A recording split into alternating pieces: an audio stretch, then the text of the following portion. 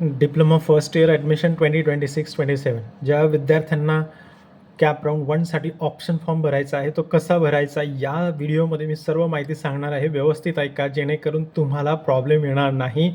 एखादी चुकीची सीट मिळाली तर तुमची पूर्ण लाईफ खराब होऊ शकते, तुम्हाला चुकीचं ॲडमिशन होऊ शकतं आणि नंतर पश्चाताप येईल. त्यापेक्षा बेटर तुम्ही आज मी ज्या गोष्टी सांगणार आहे त्या सर्व व्यवस्थित ऐकायच्या आहे. सर्वात आधी कॅप राऊंड 1साठी ऑप्शन फॉर्म तुम्ही घरीच भरू शकता. अगदी सोपं आहे. मी सांगतो त्याप्रमाणे भरायचा.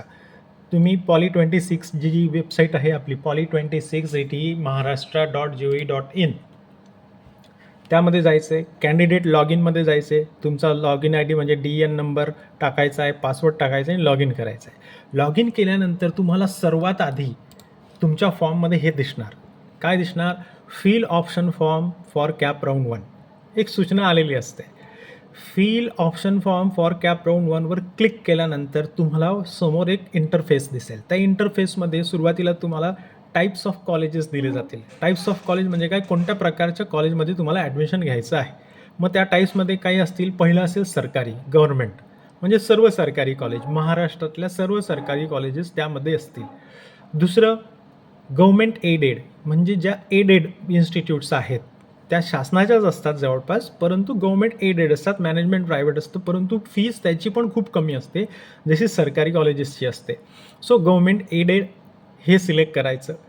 तिसरं आहे अनएडेड. अनएडेड म्हणजे प्रायव्हेट इन्स्टिट्यूट, त्या शासनाशी फक्त संलग्न असतात, बोर्डाशी संलग्न असतात, परंतु मॅनेजमेंट प्रायव्हेट असतं, त्यांची फीस जास्त असते. तेव्हा आपण ते पण क्लिक करू शकता जर तुम्हाला प्रायव्हेट कॉलेजेसमध्ये पण चालणार असेल ॲडमिशन तर. पुढचं आहे ऑटोनॉमस आणि नॉन ऑटोनॉमस. आता गव्हर्नमेंट पण ऑटोनॉमस असतात आणि नॉन ऑटोनॉमस असतात आणि प्रायव्हेट कॉलेजेस पण ऑटोनॉमस असतात किंवा नॉन ऑटोनॉमस असतात. तर ऑटोनॉमस आणि नॉन ऑटोनॉमसमध्ये फरक एवढाच आहे की ऑटोनॉमस या स्वायत्त संस्था असतात, त्यांचा स्वतःचा सिलेबस असतो आणि नॉन ऑटोनॉमस ह्या अशा संस्था असतात की ज्या MSBTचा सिलेबस फॉलो करतात, म्हणजे बोर्डाचा सिलेबस फॉलो करतात. पण दोघांमध्ये काहीही प्रॉब्लेम नाही. ऑटोनॉमसच्या डिप्लोमाला जास्त महत्त्व असतं आणि नॉन ऑटोनॉमसच्या डिप्लोमाला जास्त महत्त्व असतं असं नाही. दोघंही सारखे असतात. तुम्हाला काही प्रॉब्लेम येणार नाही. तुम्ही दोन्ही क्लिक करायचे, दोन्ही सिलेक्ट करायचे. असा चौकोन असेल त्याच्यावर क्लिक करायचं आहे. त्याच्यानंतर येणार आणखी मायनॉरिटी आणि नॉन मायनॉरिटी. मायनॉरिटी म्हणजे अशा कॉलेजेस की ज्या ठिकाणी ख्रिश्चन मायनॉरिटी, बौद्ध मायनॉरिटी, जैन मायनॉरिटी, मुस्लिम मायनॉरिटी यांची सीट्स असतात किंवा ते 100% त्याच मायनॉरिटीचं कॉलेज असतं. आणि नॉन मायनॉरिटी म्हणजे ओपन टू ऑल, त्याच्यामध्ये SC ST OBC सगळे येत असतात. सो तुम्ही हे दोघं पण सिलेक्ट करायचे आहेत. तुम्ही फक्त गव्हर्नमेंट कॉलेजेस पाहिजे असतील तर कॉलेज फक्त गव्हर्नमेंटच सिलेक्ट करायचं. तुम्हाला गव्हर्नमेंट एडेड चालतील तर गव्हर्नमेंट एडेड पण सिलेक्ट करायचं. तुम्हाला फक्त प्रायव्हेटच पाहिजे असेल तर प्रायव्हेटच सिलेक्ट करायचं. ह्याच्याने होणार काय की तुम्ही जर फक्त गव्हर्नमेंट कॉलेजेस सिलेक्ट केल्या तर महाराष्ट्रातल्या फक्त सरकारी कॉलेजेसच येतील खाली, जास्त तुमची खिचडी होणार नाही. परंतु जर तुम्हाला कमी मार्क्स असतील तर तुम्ही government aided, private, autonomous, non autonomous, minority, non minority हे सगळं सिलेक्ट करायचं आहे. जर कमी मार्क्स असतील तर 90+ असतील तुम्हाला तर तुमच्याकडे चॉईस असते की तुम्हाला सरकारी कॉलेज मिळण्याचे चान्सेस आहेत. परंतु काही विद्यार्थी असे असतात की 90+ म्हणजे खूप जास्त मार्क्स आहेत तरी पण त्यांना आपल्या घराच्या लांब जायचं नसतं आणि त्यांच्या घराच्या जवळ फक्त प्रायव्हेट कॉलेज असतं, तर ते प्रायव्हेट कॉलेजेस सिलेक्ट करू शकता. चॉईस तुमची आहे. गव्हर्नमेंट एडेड, अनएडेड सगळं सिलेक्ट करा किंवा फक्त एक सिलेक्ट करा. चॉईस तुमची असते.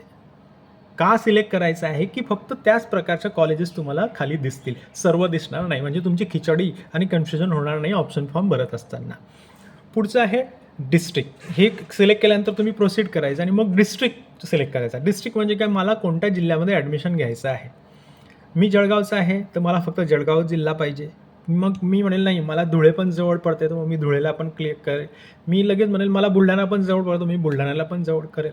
सो चॉईस तुमची आहे की कोणत्या जिल्ह्याचं तुम्हाला ॲडमिशन पाहिजे. किंवा काही असे असतात की राहायला जळगावला आहेत परंतु नातेवाईक त्यांचे जे आहेत ते कदाचित मुंबई ठाण्यामध्ये असतील तर ते मुंबई ठाणे पण सिलेक्ट करू शकता. इथे फायदा असा असतो तुमचा जो होम डिस्ट्रिक्ट आहे त्या होम डिस्ट्रिक्टचे 70% जे कॉलेजेस आहेत, 70% जे सीट्स आहेत त्या कॉलेजच्या त्या तुमच्यासाठी असतात, होम डिस्ट्रिक्टसाठी असतात. म्हणजे ज्या जिल्ह्यातनं तुमची 10वी झालेली आहे त्या जिल्ह्यामध्ये जेवढ्याही कॉलेजेस आहेत, सरकारी असून देत, सरकारी एडेड असून देत किंवा प्रायव्हेट असून देत, त्या 70% जागा त्याच जिल्ह्यात 10वी पास झालेल्या विद्यार्थ्यांसाठी रिझर्वड असतात आणि 30% जागा ह्या आउटसाईड होम डिस्ट्रिक्ट असतात. OHD असं आपण म्हणतो. आउटसाईड होम डिस्ट्रिक्ट ह्या 30% असतात. सो OHDमुळे काही विद्यार्थ्यांचा फायदा पण होतो, की एखादा विद्यार्थी ठाण्याचा आहे, परंतु तो पालघरच्या एखाद्या कॉलेजमध्ये जातो, तिथे कमी मार्कांमध्ये OHD म्हणून म्हणजे आउटसाईड होम डिस्ट्रिक्ट म्हणून त्याला सीट अलॉट होऊ शकते. सो तुम्ही चान्स घ्यायचा आहे, परंतु आई-वडिलांच्या विचारानेच या गोष्टी करायच्या आहे, कारण तुम्ही लांब गेलात तर तुमचा खर्चही तेवढाच वाढणार आहे. सो तुम्ही जिल्हा सिलेक्ट करायचा आहे, की पुणे जिल्ह्यात जायचं आहे, मुंबई जिल्ह्यात जायचं आहे, ठाणे जिल्ह्यात जायचं आहे, रायगड जिल्ह्यात जायचं आहे का जळगाव जिल्ह्यात, धुळे, यू सिलेक्ट. मग प्रोसीड करायचं आहे. हे झाल्यानंतर तुमचं मीडियम मराठी आणि इंग्लिश असं येईल, तर तुम्ही दोन्ही सिलेक्ट करा. मराठी मीडियममधनं पण डिप्लोमा होऊ शकतो. तुम्ही मराठी मराठी भाषेतनं उत्तरं लिहू शकतात. तुम्हाला टीचिंग लर्निंग पण मराठीत होईल. परंतु जास्तीत जास्त विद्यार्थी हे इंग्लिश मीडियमच प्रिफर करतात, कारण इंजिनियर्सची भाषा जी आहे ती इंग्लिश आहे. चॉईस तुमची आहे की तुम्ही काय सिलेक्ट करायचं. ते केल्यानंतर प्रोसीड बनायचं आणि पुढे जायचं. जेव्हा तुम्ही पुढे जाल तेव्हा तुम्हाला कळेल की तुमच्या सिलेक्शननुसार, म्हणजे तुम्ही फक्त गव्हर्नमेंट कॉलेज सिलेक्ट केलं आहे, ठाणे जिल्हा सिलेक्ट केलेला आहे, ऑटोनॉमस इन्स्टिट्यूट सिलेक्ट केलेली आहे, फक्त मायनॉरिटी इन्स्टिट्यूट सिलेक्ट केली आहे, मीडियम तुमचं इंग्लिश केलेलं आहे, ह्या पॅरामीटरच्या बेसिसवर तुम्हाला खाली सर्व कॉलेजेस आणि त्या कॉलेजेसमध्ये असलेले कोर्सेस दिसतील. पण मीडियमच्या आधी जो कोर्स आहे, समजा काही विद्यार्थी असे असतात की त्यांना एकच पर्टिक्युलर कोर्स पाहिजे असतो, म्हणजे कम्प्युटर तर कम्प्युटर, मला दुसरं काहीच नको. मग तुम्ही फक्त कम्प्युटर सिलेक्ट करून ठेवायचा, म्हणजे जेणेकरून तुम्हाला सर्व गोष्टी खाली येणार नाहीत. आणि काही विद्यार्थ्यांचा हा असा प्रश्न असतो की बाबा मला या कॉलेजमध्ये हे कोर्स आहेत का, म्हणजे गव्हर्नमेंट पॉलिटेक्निक ठाण्यामध्ये कम्प्युटर आहे का, IT आहे का, हे विचारण्याची खूप उत्सुकता असते. तुम्हाला विचारण्याची गरज नाही. तुम्ही जेव्हा फॉर्म भराल त्याचमध्ये तुम्ही कोर्स सिलेक्ट करायचा आहे, की मला आर्टिफिशियल इंटेलिजन्स करायचं आहे, मला मशीन लर्निंग करायचं आहे, मला ऑटोमोबाईल इंजिनिअरिंग करायचं आहे. ते तुम्ही सिलेक्ट केलं ना की तो कोर्स ज्या कॉलेजला आहे तुम्ही सिलेक्ट केलेल्या जिल्ह्यामध्ये त्या सर्व कॉलेजेसची नावं खाली येतील. मग तुम्ही चॉईस करायची आहे, घाई करायची नाही. मग तुम्हाला सर्व कॉलेजेस खाली दिसले तुमच्या चॉईसनुसार, तुमच्या जिल्ह्यानुसार, तुमच्या कोर्सनुसार, तुमच्या मीडियमनुसार, की मग तुम्ही सिलेक्ट करायचे. फक्त त्या एक चौकोन येईल त्याच्यामध्ये क्लिक करायचं आहे. ते सगळे क्लिक केले की प्रोसीड बनायचं आहे. मग पुढच्या स्टेपला तुम्हाला काय होईल, त्या सर्व कॉलेजेस ज्या तुम्ही सिलेक्ट केलेल्या आहे, जे कोर्सेस तुम्ही सिलेक्ट केलेले कॉलेजेसनुसार ते एकत्र तुम्हाला दिसतील. आता एकत्र दिसल्यानंतर खूप महत्त्वाची प्रोसेस असते. ती प्रोसेस म्हणजे 1 नंबरला कोणतं कॉलेज आणि 2 नंबरला कोणतं कॉलेज, 1 नंबरला कोणता कोर्स आणि 2 नंबरला कोणता कोर्स. लक्षात ठेवा, जर तुमचं हे फिक्स आहे की मला कम्प्युटरच करायचं आहे, तर मग तुमच्या सर्वात जवळचं, तुम्हाला परवडेल असं किंवा सरकारी ग्रँटेड जे काही कॉलेज तुम्हाला हवं आहे, त्या कॉलेजमध्ये तो कोर्स असेल तो 1 नंबरला टाकायचा. फॉर एक्झाम्पल, मी ठाण्यामध्ये राहतो, माझी परिस्थिती बेताजी आहे, मला गव्हर्नमेंट पॉलिटेक्निक ठाण्याची 11,000ची फीस वार्षिक परवडणार आहे आणि मला कम्प्युटरच करायचं आहे. तर मग मी काय करेल, government polytechnic Thane computer engineering 1 नंबरला टाकेल. लक्षात ठेवा, कॅप राऊंड 1मध्ये 1 नंबरचं जे कॉलेज आहे ते जर का तुम्हाला अलॉट झालं तर ते ऑटो फ्रीज होणार आणि तुम्ही तिथे ॲडमिशन घ्यावंच लागेल. नाही घेतलं तर तुम्ही पूर्ण प्रोसेसमधनं पुढच्या राऊंडमधनं बाद व्हाल, तुम्हाला चान्स मिळणार नाही कॅपमध्ये. म्हणून तुम्ही सिक्वेन्स लावत असताना व्यवस्थित लावायचा. आता सिक्वेन्स लावायचा काय, तुम्ही सर्व कॉलेजेस एकत्र तुम्हाला दिसत आहेत, मग ज्या कॉलेजला तुम्हाला 1 नंबरला लावायचं ते कॉलेजला फक्त असं एकदा टच करायचं, एकदा क्लिक करायचं तुमच्या ॲरोने आणि साईडला एक बाण येईल, अप्पर आणि डाऊन असे 2 बाण येतील. मग तुम्हाला वर घेऊन जायचं आहे तर अप्परवर क्लिक करायचं. तुम्ही जितक्या वेळा क्लिक कराल ते वरती जाईल. तुम्हाला दिसेल की तुम्ही एकदा क्लिक केलं की तुमची जी सिलेक्टेड कॉलेज आहे ते 1 स्टेप वर गेलं, 2 स्टेप वर गेलं, 3 स्टेप वर गेलं आणि मग शेवटी तुम्हाला 1 नंबरला घ्यायचं, तिथे ते ठेवायचं. आणि जर खाली आणायचं असेल एखादं कॉलेज तर तुम्ही डाऊन ॲरोने म्हणजे सिलेक्ट करायचं, तिथे क्लिक करायचं आणि डाऊन ॲरोने खाली जात जायचं. अशा प्रकारे तुम्ही क्रम लावायचा. पूर्ण क्रम व्यवस्थित लावल्यानंतर प्रोसीड करायचा. आता प्रोसीड केल्यानंतर पुन्हा एकदा व्यवस्थित तो इंटरफेस तुमच्या समोर येतो की तुमच्या चॉईसनुसार 1 नंबरला हे कॉलेज आलेलं आहे, ते लिहून घ्यायचं, व्यवस्थित वाचून घ्यायचं की हो बरोबर आहे, कारण मिस्टेक झाली तुम्हाला नंतर सुधरवता येणार नाही. आता एकदा ॲरोने तुम्ही खाली वर केले की पुढची जी स्टेप आहे तुम्हाला सगळं दिसतं. तुम्हाला आणखी त्याच्यामध्ये चेंजेस करायचे असेल तर बॅक जायचं आणि परत चेंजेस करायचे आणि परत प्रोसीड करायचं. जोपर्यंत तुमचं तुमच्या आईवडिलांचं समाधान होत नाही तोपर्यंत तुम्ही हे करू शकता, त्याच्यामध्ये काही वाद नाही. एकदा फायनल झालं की हो आपला ज्या 10, 50, 60, 70, 80, 90, 100, 300 पर्यंत तुम्ही कॉलेजेस भरू शकता.